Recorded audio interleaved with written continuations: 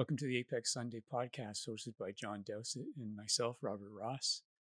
And John, we're talking about the 2025 MotoGP Grand Prix of Great Britain, or the British Grand Prix is easier to say.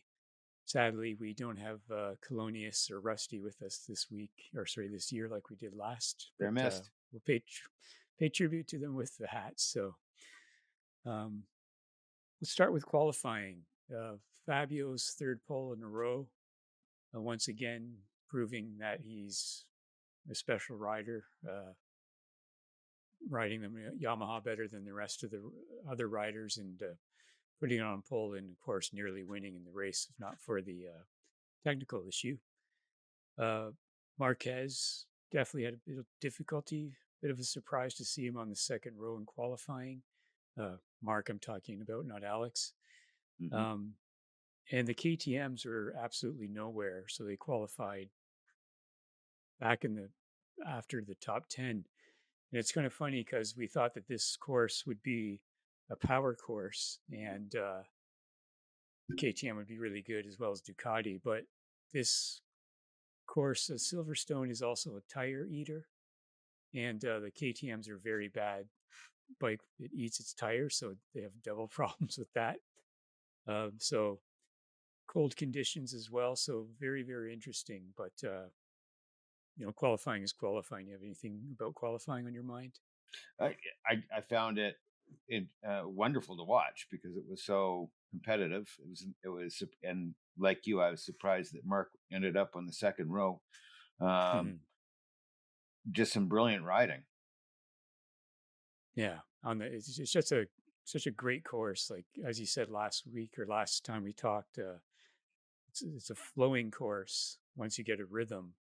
And the Yamaha riders, they all say, if we can keep our lines, we're super fast. The moment bikes are in front of us and we have to change our lines, the flow is broken and our bike sort of loses its speed, I suppose. I guess they put a complete lap together without traffic. Every corner that they exit and enter is optimized, but when they have traffic, they have to change that optimization and it screws up their entire lap. So interesting to hear about that. And that's most likely why Fabio went out alone rather than what we see the other riders doing, looking for a tow. So that would be the explanation. The sprint, great sprint, best sprint of the year as far as I'm concerned. We had Marc make that amazing start, and then we see him almost lose the rear. Corrects it, saves it, but Alex passes him, and he was never able to get up to speed with Alex. He was close for a while, but in the end, Alex was the better rider on that day. And we saw that both Fabio and Bagnaia fell back slowly as the race proceeded, which was interesting to me, especially given how Fabio can perform the next day in the race. They fell back to 6th and 7th, and we saw great battles. Like they didn't concentrate on the top two, so from 3rd to 7th, we saw battling all the way through. And then we had Bezzecchi coming from. He fell back to 19th at the beginning, and he finished 4th in the sprint, which is only 10 laps. So that was sort of a prelude to how good he would be in the race. And then Zarco, again, just a great performance. And I thought it was the best sprint of the year. What do you think? It was wonderful. It made me wonder if there was an effect of not just in the sprint, but in the Grand Prix or in the main race, whether there was dirty air came into play. Because they do have aero now, and I was wondering if that came into play, but I don't really know. Yeah, it's hard to say. I mean, we can jump to that. What Marc in the post-race press conference was asked, because of Fabio's device failure, all the riders were asked, the top 3 were asked, what do you think of all these devices and the aerodynamics? And Bezz said he's only ever known them, so he's fine with them. When he went into MotoGP, they were already there. Right. Zarco seemed to like them. And Marc, the first thing he said, it makes the bike easier to ride. And you could tell he was a Really. bit diplomatic. He said, well, it is more stable in certain places, and that's probably the aerodynamics. But he definitely wants a harder bike to ride, like a more on the rider, less on these devices. And Fabio is also in that same opinion. He can't stand any of them, which is interesting to me because they're the top two riders, and they want bikes that show their talent even more, I think. And it's a strange line. Like, where do you draw the line? Like we didn't have aerodynamics before, so is it right to not have them because in the past we didn't, and we, the bike was less stable and so forth, so it made the rider more important, or is aerodynamics just a fact of life and it makes the bike faster and more stable? I'm It's the definitely on pinnacle. the It's the pinnacle of motorcycle racing. So I believe that they should have all of those things. mm, This isn't a spec series, mhm. really. And look what's happened in Formula One. As soon as you put them on a track where the car doesn't matter, you get to see who the great drivers are. So if there's a way of showing great riders um, by losing that sort of thing, then I think that's wonderful. Yeah, for me, I think they're going to lose the start device, the lowering the ride height device, Right. and they're keeping aero. They're just reducing it. So I think that's a good compromise because even in F1, I always wish they have less and less aero. Like I want them to go through Eau Rouge, not at full bore because the aerodynamics let them. Right. And that's what I mean by where do you draw the line? And that's where opinion differs a lot. So I'm definitely more on the side of focus on the drivers and riders. And as for the pinnacle, you've got tires, suspension, engine, how you turn the bike, and so forth. So, but a device to help you start and so forth. I think I it's need I great need that to they're going to step bring back that. for this and throw an analogy at you. I was at Mosport a Hmm. few weeks ago and I watched the GT1 cars go around Mosport, Yeah, um, the old Formula One Grand Prix track, and they were turning faster times than what Jackie Stewart turned in his Tyrrell in 1973. And this is a GT1 right. car. It means that they're going flat through corners that he had to brake for. Yeah, Um, yeah, if you mess up the turn in, even though you can take it flat, you can't mess up the turn in. So therefore, the argument of more on the rider, I think is still on the driver or the rider, even with the ability to have a much faster machine. And if it's hmm, technology that provides that, it's technology that provides that. As long as it right. isn't robotic, there's lots of automatic things like ABS and wonderful things that they could throw at it that hopefully they never do, or automatic transmissions. Hopefully they never do. Um, I think you know where I'm going with that. Yeah, yeah. Well, I understand your point. For me, I will have to say that the relevancy to road bikes and road cars in racing, I don't quite understand because they're very different things. So, in F1, all the battery stuff, because the manufacturers want to develop it, you can develop it elsewhere. You don't need to develop it in a racing series because now it's made the cars super heavy and bulky, and that affects the racing. So for me, I'm drawing the line between I just want a more basic machine that's very fast, and the rider and driver has to do more. Uh, I guess it's not more, but different different things. Like they can't go through corners at full speed, so they have to figure out their mid speed corner speed and getting through it. All these kind of things. But anyways, it's a huge debate, and no one's correct. It's mostly a viewpoint thing as far as I'm Oh, no, concerned. you're But definitely wrong. I mean, I'm right. It's simple. You know, if it's the pinnacle of riding, it's also the pinnacle of technology and the pinnacle of engineering. And mhm. so you want to take that out, and we'll just have the pinnacle of riders or the pinnacle of you know that, and we'll leave out the incredible well, machines.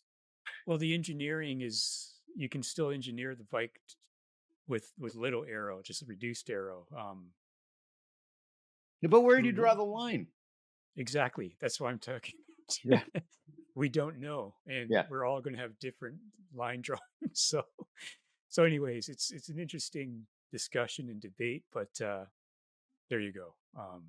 Great, great coverage, great sprint. So very happy to see how the race would go, and uh, it started very oddly. Like when Yeah. Alex just boom, the bike just, and we talked about this last time. It seems so easy for these guys to lose the bike or to crash, Hmm. and it's difficult to capture it. So apparently, because it's not a very far from the start to the first corner, so you have to disengage the ride height device with brake and shoving it in on a cold tire, and he just lost it. Um, and then we see Marquez losing it on lap 2 and hilariously bumping into the the foam barriers and keeping the bike and trying to start. We had Morbidelli taken out by a leash, and the oil was spilled on the track, and so for the red flag came out. And because it was within the first 3 laps, the rules are they restart Hmm. regardless of the results. And it's very important to stop a motorcycle race when there's oil on the track because there was an example in Moto 3 in 2017 at Le Mans where one bike came around the corner, slid off, and then 12 bikes came around the corner and slid off. It happened in Moto 2 as well. So it's extremely dangerous. Unfortunately, in the current world we live in, the conspiracy people right away is like, oh, they threw it to let Marquez and Alex start again and all this nonsense. And it's funny that you can argue the fairness of the rule. That's fine. But in no way was this some sort of plot to help the Marquez How do you brothers. know? Maybe it Because, was. and you know, so I just, I'm so sick of this kind of thinking, but I've seen it for years in like Formula One forums. You know, Ferrari, the FIA was the Ferraris, and they're in the, and then they were Benetton favoring Benetton, then they're favoring Williams. It's always these bizarre theories. But anyways, that's why the race was restarted. But the interesting thing about that is that a lot of riders had to take their second bike, including Marc and Hmm. including Pecco, including Alex. Alex seemed to lose all his confidence. He finished fifth. Um, Marc somehow, you could see he was uncomfortable with his bike throughout the entire race. You could see him losing it all the time, and he falls back, and still somehow he gets on the podium. So that's Marc for you. Pecco falls, and he looked very unstable as well. Hmm. And let's talk about Pecco for a moment. What he said is, we changed the rear tire, put in a new one, and from that moment, nothing worked again. I was sliding and spinning everywhere, no traction. Everyone was overtaking me. I lost the rear in turn 9 and went wide. And then he said, Marc was hiding the problem that we had all weekend. He did a fantastic job. And we've heard this before with Marc uh, riding around issues that other Hmm. riders can't. And then we said, Marc, his reaction to the whole weekend was, I need to work on my mistakes. I'm the problem. When you're trying a lot of setups and you don't feel comfortable, it means that you are the problem. The bike is not the problem because this is something that some riders misunderstand. When you try 3, 4 different setups and the problems are still there, it means you are the problem. The bike is not the problem. So he needs to work on his riding style. And some people said, because this is something that some riders misunderstand, was a dig at Pecco because he's not comfortable with the bike. But Pecco is very open with the fact that he has to change his style to figure out the bike. So I don't think it's a dig at Pecco at all. I just think Marc has always thought this way. So it's not because of Pecco. And I think Fabio's pretty much that way as well. But Marc still identifies problems with the bike. It's not like he says there's no problems with it. He just says, that's the bike I have at the moment. I have to get around and the issues as best True. I can. So it's true. And you know, if making a bike that is the dominator at the cost of losing feel of the front end, it's the rider's job to work his way through it. Reminds me a little bit of Riccardo Patrese when he went into an active suspension car in F1 and he couldn't feel the road anymore. And Riccardo was never, a very top driver, but he definitely declined as soon as he went into those type of cars. Whereas Prost got into the Williams and he wins the championship, even though it's a totally different feeling car. So in addition to Pecco having his issues, it's got to be hard being so far behind already and dealing with those issues. I'm sure we could look at some drivers like Ayrton Senna and see what their percentages are, and probably very, very high as well. So pretty amazing. But so Pecco falls, and then Fabio was just so far ahead, wasn't he? And then technical issue. We don't see them too much in MotoGP, but we've seen this one a few times. I remember it happened to Maverick just as he was getting good on the Aprilia. So Fabio lost the race. Bezz gets the victory. He definitely would have, and he admitted, it was because Fabio lost in Aprilia, the same thing, lost out on the race, but Bezz was there to take the victory. So great ride from him. And the thing with this is, can Aprilia repeat this? This is known to be a good track for Aprilia. And last season they won at Coda and then were nowhere. So we'll see. Bezzecchi didn't do too well on the 2023 Ducati last season. But he did the previous season. He finished third in the championship. So hopefully he's getting comfortable with the bike and this continues and Aprilia continues to have some success. The whole Jorge Martin thing, I think, is worthy of another discussion entirely. So we'll keep that out for now. Once again, Zarco, second. Hey, if I told you last year that Honda would be in the middle of the podium, you would have laughed at me. Yeah, exactly. It's incredible.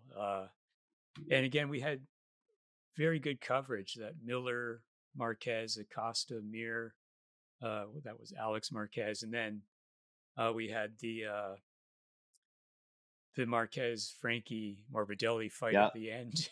That was great.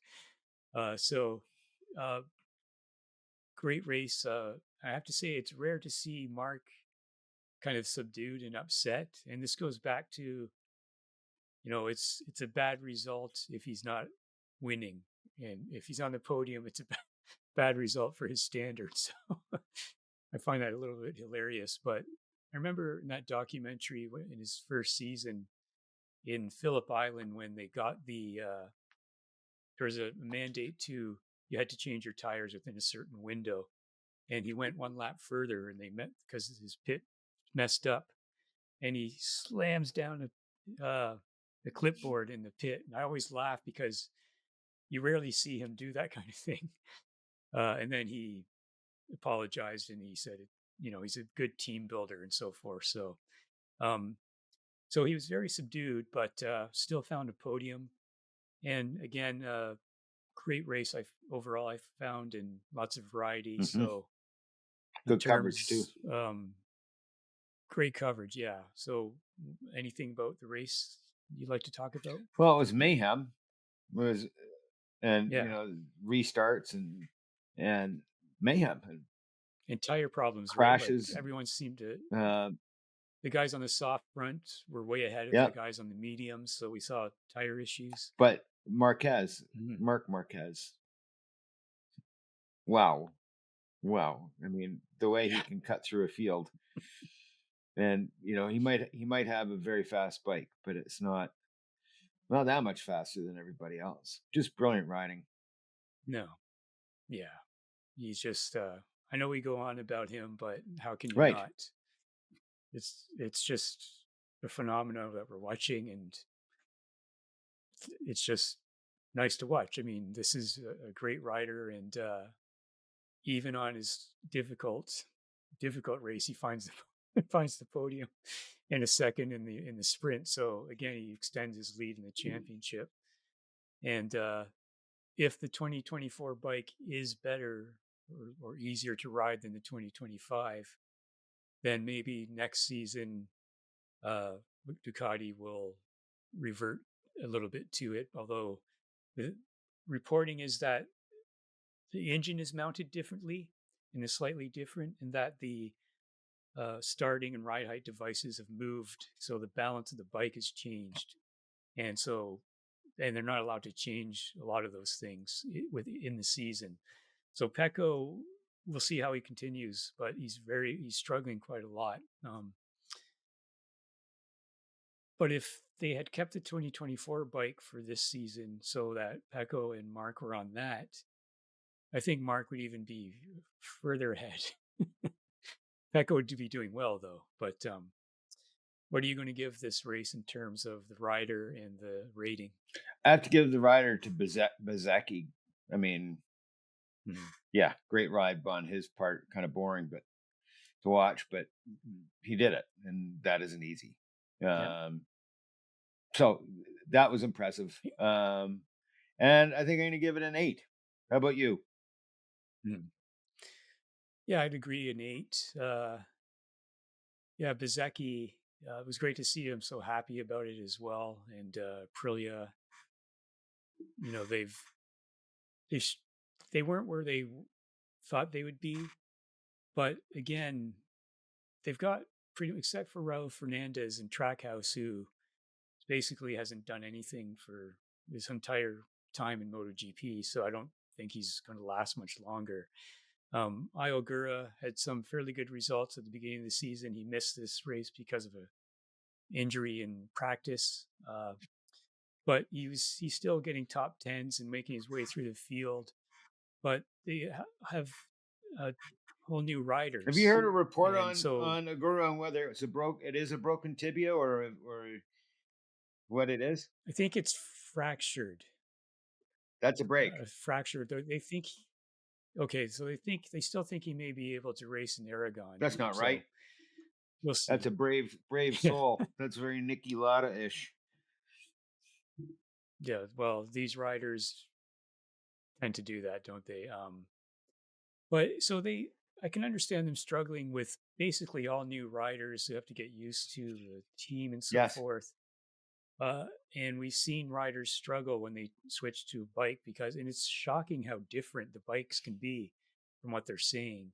Uh, I guess cars can be that way as well. And again, when you see, top drivers in F1 and top riders in MotoGP, they're the ones who can be pretty much immediately fast when they Hmm. change cars or bikes.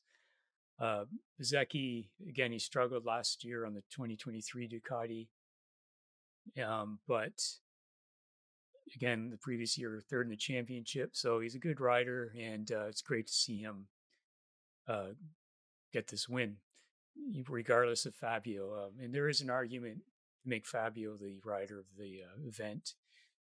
He was spectacular, and only a technical issue did it. But Well, you could give it to Zarco too. I mean, there's Yeah, Yeah. it's very difficult. I mean, Marc had a great ride. They're all Hmm. great rides considering, but yeah, we'll give it to Vizecki. So next up is Aragon, where Marc dominated last season. Lots of left-hand turns, very slippery course. But Marc, I think, is concerned about his crashes in races. So we'll see if he can handle that and go from there. Anything else about this? It never disappoints. Right. Hmm. Sometimes it's not great, but it's always good. And this one was phenomenal. Yeah. So I always look forward to Silverstone. And next year, it's changed back to August. There was People are going on about the crowd sizes because if we look at France, it was packed. Almost every race has been packed, but England doesn't have very much interest in MotoGP at the moment, and people are arguing, well, you could promote it more and so forth. But I'm not sure if you Mm. what the issue is there. The big F1 always is full, but F1 is probably the most popular motorsport. Well, it always has been, but now, when you got into it, and then when I got into it here in Canada and definitely in the States, like when I met you, it's like, oh, this guy knows F1. What a big surprise. Yeah. Right. So I don't know how is England too cold for a lot of bike riders No, and bike no, enthusiasts? I don't know. no, no. I don't know. I'm not. They have I'm not. I can't talk to that, unfortunately. Well, the Isle of Man is happening now too, so it might be a scheduling issue too, where everyone's going to the island to watch, Yes. you know, madness, madness for some, like this is if you want to go back in history to the way it was in the danger and risks, you go to the Isle of Man And TT. then take it So up one level from that. yeah, Oh yeah. it's just absolutely Yeah. crazy. So, all right, great talking to you, and talk about Aragon when that comes Hooray. up. See you soon. Bye. Bye bye.